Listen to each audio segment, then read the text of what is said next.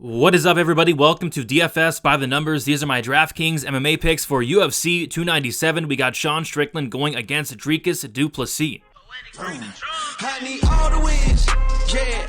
Harder than all that is. You better move, you might get knocked out, knocked out. You better move, you might get knocked out, knocked out. You better move, you might get knocked out, knocked out. And we are back for another DraftKings breakdown. This week we are breaking down the first pay-per-view of 2024. It's UFC 297, headlined by Sean Strickland and Dricus du Plessis. And yeah, I love this card. I love this card from a betting perspective. I love this card from a fan perspective. And most especially, I love this card from a DFS perspective. I think it's one of those cards where it's kind of simple. It's like, you know which fights you want to target. You know the high-end guys or ladies, in this case, you want to target. And it should be a fun card overall. So we're looking forward to it. Really looking forward to breaking it down. Before we get into it, if you guys could please do me a favor, leave a like on the video, subscribe to the channel if you have not already. If you guys want extra content behind the scenes, go to dfsbythenumbers.com.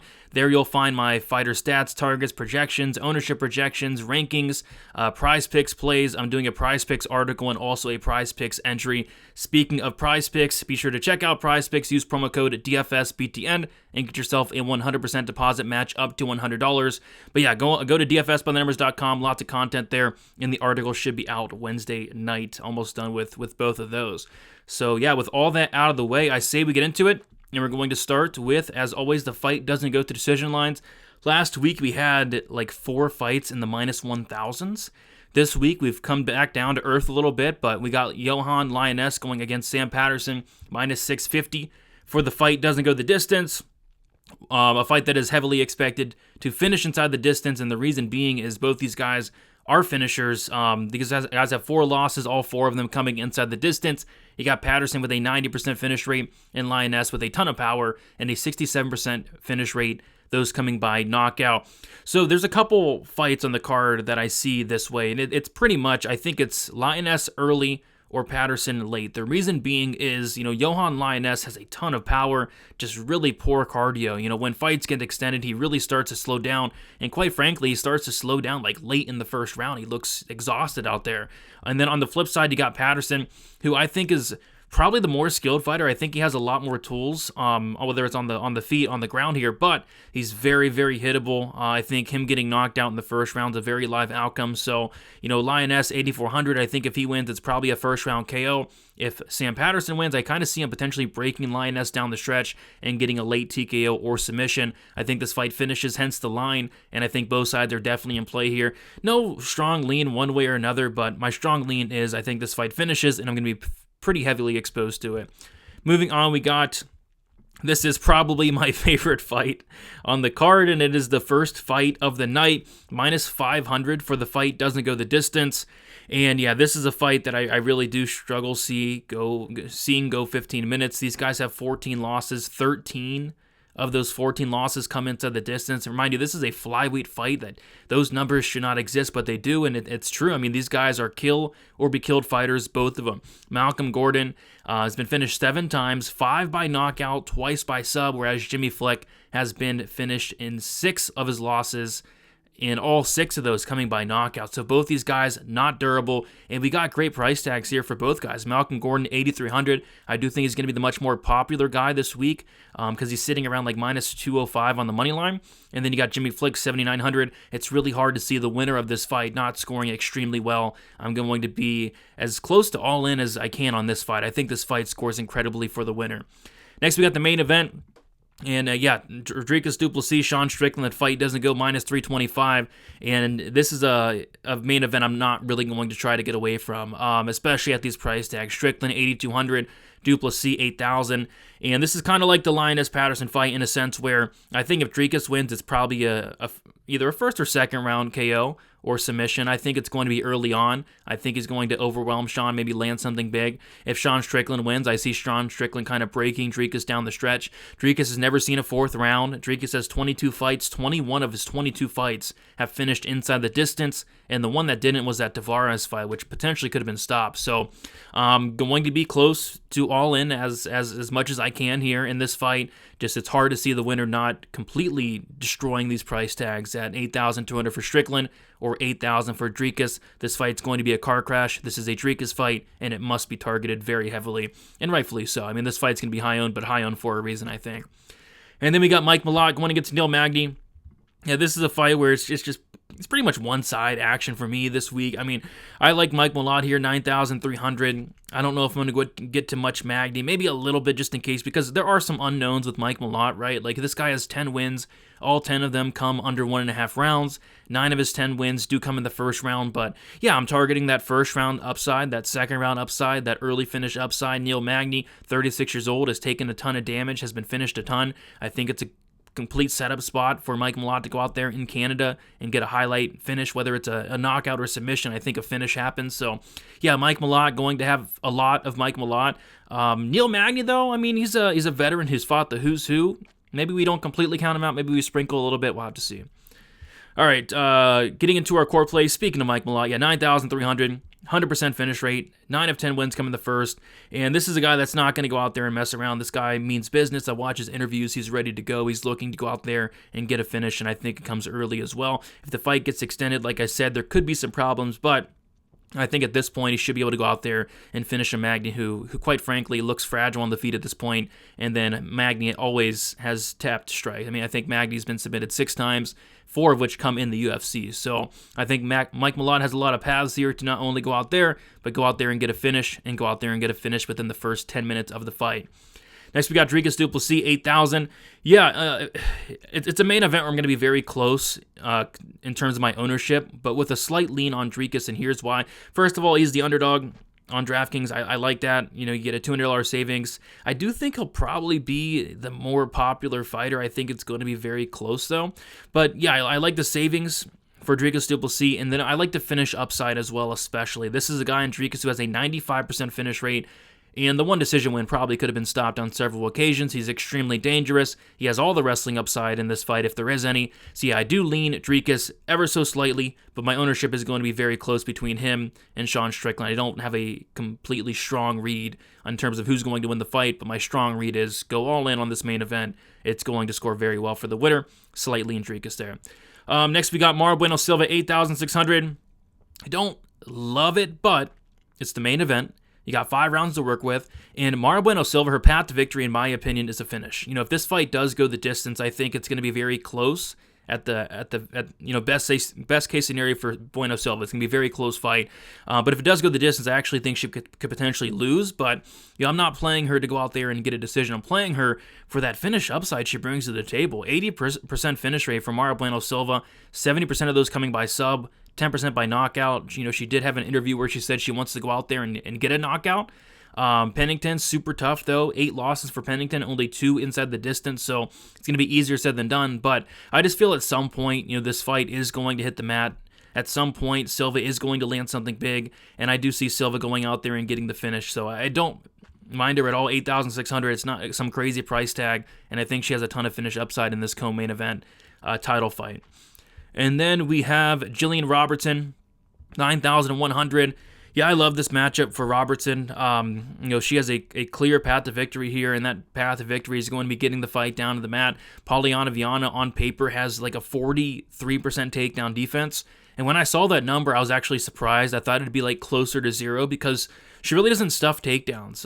If you try to take her down, she'll pretty much pull guard. Like, she shows no resistance when fighters try to get her down the mat. So she wants to be off her back, and that's just a big red flag against Jillian Robertson.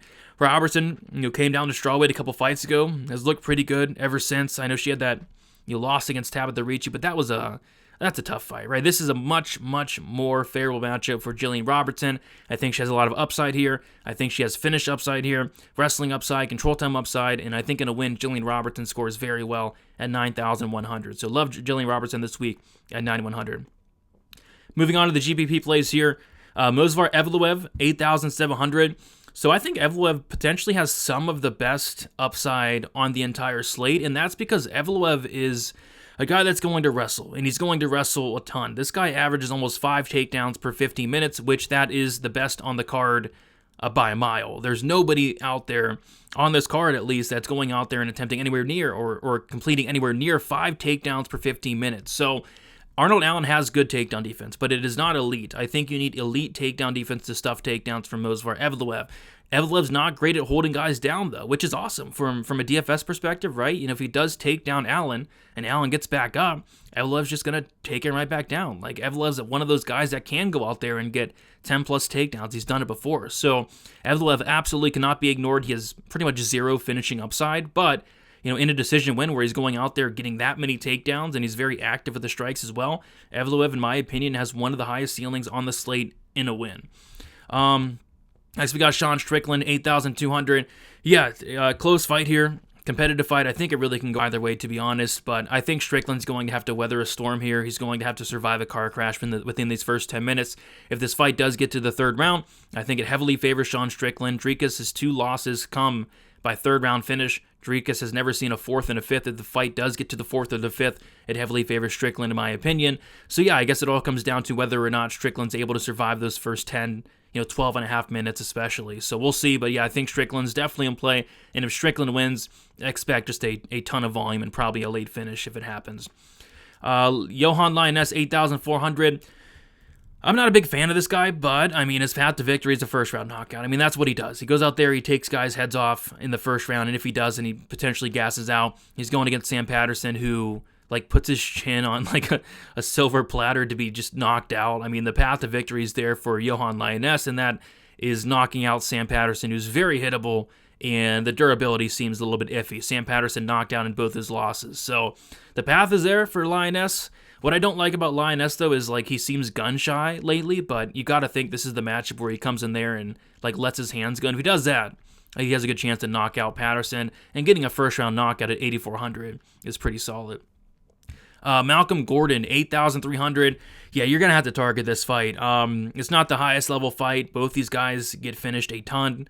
A lot of people on Malcolm Gordon this week. I think Gordon, as nasty as it sounds, is going to be probably one of the highest owned fighters on the slate outside of course, the main event, Strickland, Duplessis. But a lot of people are on Malcolm Gordon. He's minus 200 at this point, which is completely terrifying, but Jimmy Flick has a lot of quit in him. Jimmy Flick's been finished 6 times by strikes. So yeah, in theory, Malcolm Gordon could go out there and potentially get a knockout. I'm not sure he subs Flick, but could potentially go out there and get a knockout, overwhelm Flick, and maybe Flick just quits. He's done it plenty of times before. So yeah, Malcolm Gordon definitely in play here at 8,300. All right, next we have the Prize Picks Play of the Week.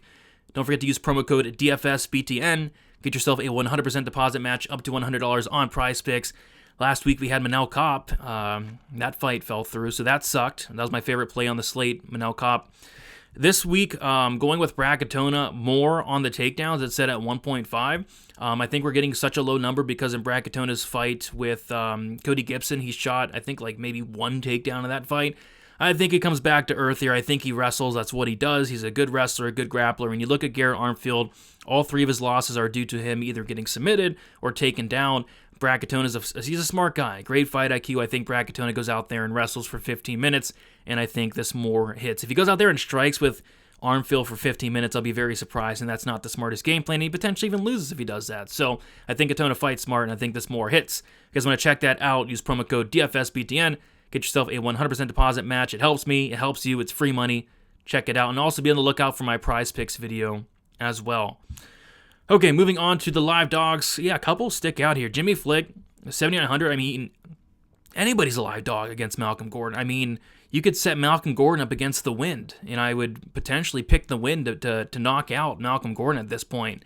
With that said, though, Flick has 0 knockouts, but what he does have is an incredible submission game, and I think this fight does primarily play out on the ground. Malcolm Gordon, a black belt, but, there are levels to this. He's been tapped out twice.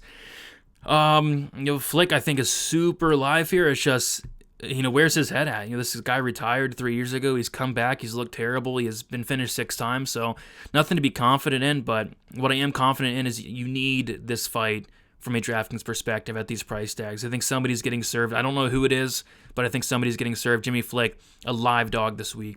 Next, we got Sam Patterson, 7,800.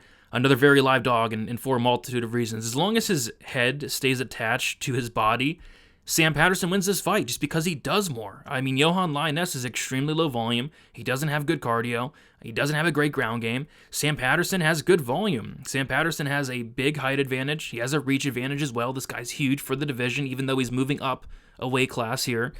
Sam Patterson has an incredible submission game. He has those long arms. I mean, this guy can get subs like crazy. So yeah, if Sam Patterson survives these first 5 minutes, I think he starts to take over. I think he breaks Lioness, and I think he finishes him late.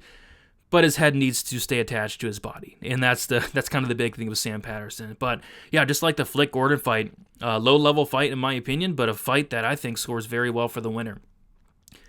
All right, moving on, we got Ramon Tavares, 7,300.